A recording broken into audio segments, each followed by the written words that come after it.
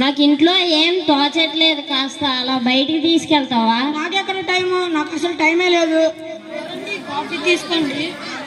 అదిగో చిన్న ఆగురా, ఒరే రే చిన్న ఆగురా, రే చిన్న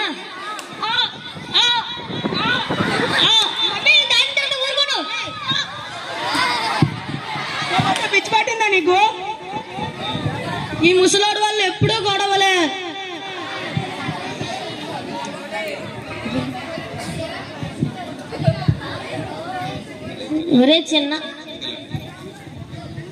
ఒరే చిన్న నాకు డబ్బులు ఇస్తావా? చిన్న చిన్న అవసరాలకి కోడళ్ళు అడగాలంటే నాకు చాలా ఇబ్బందిగా ఉందిరా. నీకెందుకు అసలు డబ్బులు? ముప్పొద్దులాగే మింగేది చాలదా? ఇంట్లో ఉంటే ఉండు, లేకపోతే బయటికి పో. నాన్న, నా దగ్గర డబ్బులున్నా నీకు ఇవ్వను, పో.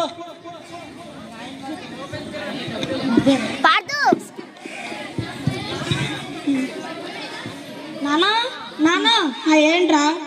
రూమ్ లో కనబడి రూమ్ లో చూసిరా. నా రూమ్ లోనే ఎందుకు ఉంటాడు? బయటకి ఎక్కడికైనా వెళ్ళాడు, చూసిరా పో. కాదా కాదా? ఏ పొద్దు మా నాన్నని చూసావా? మీ నాన్న ఎక్కడ చచ్చాడో నాకేం తెలుసు? ఇదిగో తాత మీ ఇల్లు.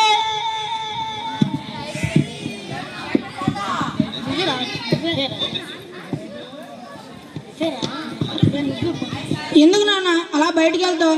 నువ్వు ఉన్నావు అనుకోవాలా, పోయావు అనుకోవాలా? సిగ్గు లేకుండా ఇంకా ఐస్ క్రీమ్ తింటున్నాడు, అందుకే చెప్పాను ఓల్డేజ్ హోమ్ లో పడేయమని. నాకు తెలిసి ఎక్కడికి తీసుకున్నాను.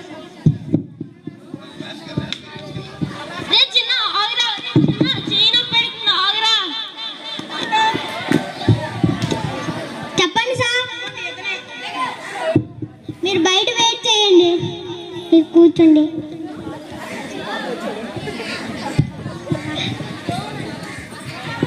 సొంత కడుగలా కనుకొని చెప్పండి సార్. నాకేమీ గుర్తుండట్లేదు డాక్టర్, నాకేమీ గుర్తుండట్లేదు డాక్టర్. ఇంట్లో నుంచి బయటికి వెళ్తానా, ఇల్లు కూడా గుర్తుండట్లేదు డాక్టర్. అసలు బయటికి ఎందుకు వచ్చానో కూడా గుర్తుండట్లేదు డాక్టర్. అన్నం తింటాను, అది కూడా గుర్తుండట్లేదు డాక్టర్. ఇదంతా చెప్పుకోవడానికి క్షణం కూడా తిరిగి లేని కొడుకు నన్ను ఎప్పుడూ బాధ పెడుతూ ఇంట్లో నుంచి తరివేసే కూతురు లాంటి కోడలు మీరే. అలాగైనా వాళ్ళకి అర్థమయ్యేటట్లు చెప్పండి డాక్టర్, ఇదంతా నా తప్పు కాదని.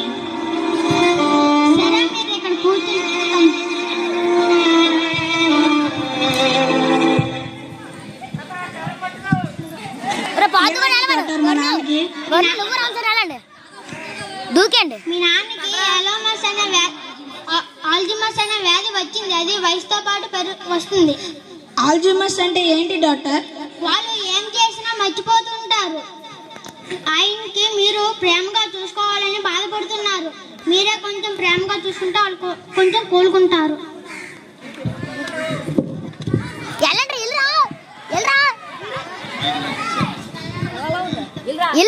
తాత తాత ఏమైంది తాత?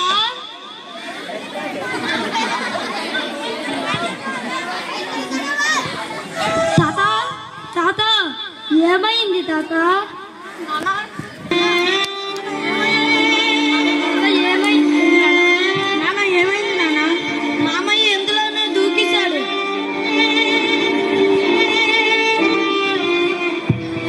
ఎందుకు నాన్న ఇలా చేశావు? నా వల్ల మీరు ఇబ్బంది పడుతున్నారు. నేను ఎప్పుడు బాధ పెట్టం నాన్న. మాకు డాక్టర్ అంతా చెప్పాడు నాన్న. మామయ్య మిమ్మల్ని ఎప్పుడు బాగా చూసుకుంటాం మామయ్య.